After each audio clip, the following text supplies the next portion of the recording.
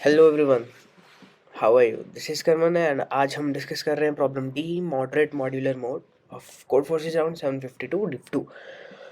So what we have is Voldemort has two even integers x and y, and we have to help him find an integer n such that these are the constraints: 10 power 18, okay, and n such that n mod x is equal to y mod n. So what this mod do is it just returns the remainder. Okay, it denotes the remainder of a after division by b. If there are multiple such integers, output any, it can be shown that such an integer always exists. Okay हमें क्या करना है कि एक ऐसा integer बताना है कि अगर उस इंटीजर का अगर हम x के साथ रिमाइंडर निकालेंगे एंड उस y का भी उस इंटीजर के साथ रिमाइंडर निकालेंगे तो वो दोनों रिमाइंडर सेम आएंगे. And this is always possible. ठीक है, मैं बताता हूँ कैसे ऑलवेज पॉसिबल, पर वो हमेशा पॉसिबल होगा. ओके सो इसमें ना मैंने कुछ केसेस लिए थे. Suppose this is X, this is Y. And पहला केस क्या लिया था मैंने कि मैं चेक कर रहा था ड्यूरिंग द कॉन्टेस्ट. मेरा अप्रोच क्या था कि अगर मैं दो नंबर्स ले लूँ जो कि एक दूसरे से डिविजिबल है. ओके सो ऐसा कौन सा नंबर मैं एक्स्ट्रा लेना चाहूँगा कि अगर मैं उसका एक नंबर से रिमाइंडर लाऊं एंड देन उसका किसी दूसरे नंबर से रिमाइंडर लाऊं, दोनों सेम आए. ऐसा कब होगा? कि अगर ये जो नंबर है ना, यहाँ पे जो नंबर ले रहा हूं मैं वो एग्जैक्टली अगर मैं सेम नंबर लूंगा तभी ये आंसर सेम आएगा. खुद देख लो, अगर मैं दो नंबर्स हैं, अगर 4 से रिमाइंडर लेंगे then it will be 0. then if I will take 4 as a remainder here, then it will be 0. There is no such number for which the answer would be equal to. If I take 5 and 5, what will happen? So this will be 1 and this will be 4. This will never be possible. क्यों नहीं होगा possible?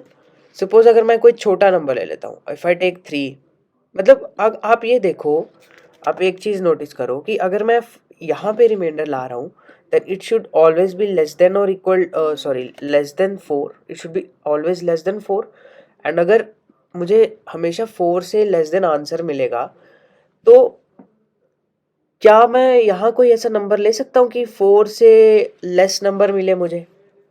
4 से less अगर मुझे number यहाँ पे चाहिए होगा तो मुझे ऑफ कोर्स 4 से छोटा लेना पड़ेगा. 1 लेना पड़ेगा, 2 लेना पड़ेगा, 3 लेना पड़ेगा. अगर 4 लूँगा तो आंसर आ जाएगा 0. 1 लूँगा तो आंसर आएगा 4. 1 लूँगा तो आंसर आ जाएगा 0. 2 लूँगा तो भी 0. 3 लूँगा तो 1 आ जाएगा. 4 लूँगा तो भी 0. एंड अगर मैं यहाँ पे 1 2 3 4 लूँ, this will all give 1 2 3. And सिर्फ इस केस में मेरे पास 0 आएगा, है ना? ऑब्जर्व कर रहे हो ना? अगर दोनों नंबर सेम है तो अगर 4 आएगा देन एग्जैक्टली तभी मेरा आंसर दोनों साइड इक्वल आएगा. अगर मैं 4 से आगे एक्सीड कर जाता हूँ देन मेरे पास ये नंबर्स दोबारा रिपीट होने लगेंगे. 1 2 3 होंगे कि नहीं? 5 6 7 के लिए अगेन 1 2 3 आने लगेगा. 5 के लिए भी 1 आएगा, 6 के लिए भी 2 आएगा, 7 के लिए 3 आएगा. एंड अगर मैं यहाँ पे आगे एक्सीड करता हूँ 5 6 7, तो 5 6 इन सभी के लिए आगे जो भी नंबर्स होंगे सबके लिए आंसर 4 आएगा, राइट? क्योंकि ये सब 4 से बड़े हो गए ना, तो अगर मैं 4 का किसी उससे बड़े नंबर से रिमाइंडर लाऊंगा then it will be always greater than 4. So the answer comes at exactly equal to the same number. So this was the first case. If you see the code,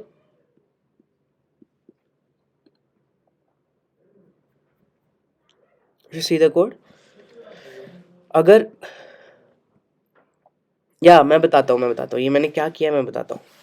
so this was the first case. Okay, second case क्या रहेगा कि अगर मेरे पास x suppose 4 है and y मेरे पास 8 है. मतलब क्या कि y जो है वो x से डिविजिबल है. मतलब y mod x जो है that is equal to 0. Means y is divisible by x.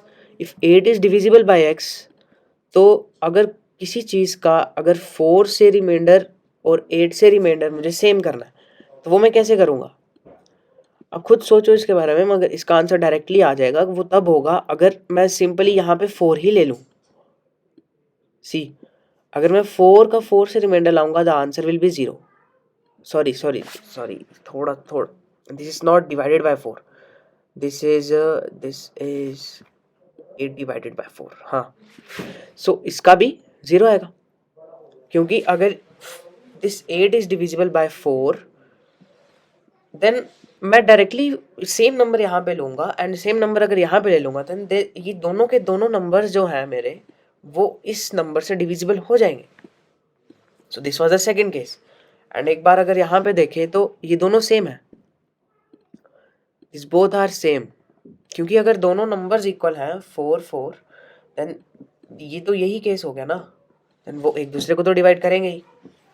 So that's why this was the first condition. If y% x is 0, then I have to print x.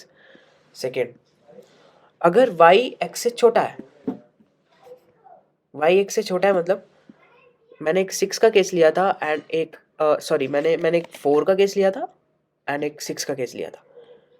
Okay, I have to make them equal.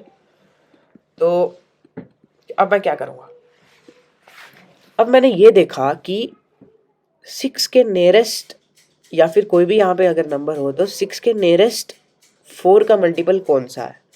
Okay, 4 का multiple 6 के nearest कौन सा है, 4। सो अगर यहाँ पे 4 होता then directly 4 will be the answer, but मेरे पास 6 है, तो मुझे कितना स्टेप चलना पड़ेगा आगे, एक तो 5 एंड देन 6। सो यहाँ पे मुझे 2 स्टेप्स चलने पड़ेंगे, राइट, 2 स्टेप्स चलने पड़ेंगे, 2 स्टेप्स चलने पड़ेंगे। तो अगर मैं एक स्टेप इसको दे दूं और एक स्टेप इसको दे दूं, दैट मीन्स मैं एक एवरेज वैल्यू ले लूं, एक एवरेज वैल्यू ले लूं, एवरेज वैल्यू क्या ले लूं, 5 ले लूं। सपोज अगर मैं यहाँ पे 5 ले लूं, यहाँ पे 5 ले लूं, तो अगर 5 को 4 से रिमाइंडर लाएंगे then it will be 1, and 6 को अगर 5 से रिमाइंडर लाएंगे then it will be 1, this will be equal, this case is past. अब कोई भी एग्जांपल ले लो, if I take 2 and I, okay 2 will not be, तो दोनों इवन हो जाएंगे, that will be divisible. Suppose I take 6 and I take 23, oh, I can't take 23 because both are even integers. Okay, I can't take 23, so I'll take 26. So what is the nearest multiple of 6 to 26? That is 24, right? So how many steps this is ahead of it? This is 2 steps, or I can take 28 also. I can take 28. So if this is 28, then how many steps I have to go? I have to go 4 steps. And if I give 2 steps to this number and 2 steps to this direction, or you can say I can average the numbers, na? I can take the average of 24 and 28. That will be 26, right? Yeah, it will be 26. Yeah. So if I take the 26 here, if I take 26 here and I take 26 here, then what will be the answer? In this case it will be 2, and in this case this will be 2. You are getting my point now? Because I take the, if I take the average number in between these two numbers, then the difference between these two numbers and these two numbers will be equal. So the both the remainder sides will be equal. So this was the second condition. If y is less than x, then the answer will be okay. Shit, I have explained you the second one. Oh, so this was the third condition actually, when the second number is greater than the this y is greater than x and is not divisible by the smaller number. So the what we will do is, we'll take the nearest multiple, this is the nearest multiple, and then we'll be adding remainder by 2, or you can just take the average of two numbers, both are the same thing. And the third case is if the second number is less than the first number. So if this is 4 and this is 10, these are the two numbers, this is the simplest case, anyone would have noticed it. So what I will do is take the sum of two numbers, because if I take 14 here and divide the same number by 14, then it will give me 4 and it will also give me 4. This was the simplest of case. This is a simple observation, you can easily observe it. See, if it is less than x, then I will just print the sum of numbers. सो जो D वाला problem था ये comparatively easy था, मैं सी वाला तो कर नहीं पाया। अभी थोड़ी देर बाद मैं वीडियो डाल दूँगा उसकी। सो वीडियो अगर समझ आई लाइक करना, शेयर करना, बताना मेरे को कुछ नहीं समझ आई कमेंट करना, मैं ज़रूर एक्सप्लेन करूँगा। Okay, so as always the mandatory true kids smiley. Okay then bye.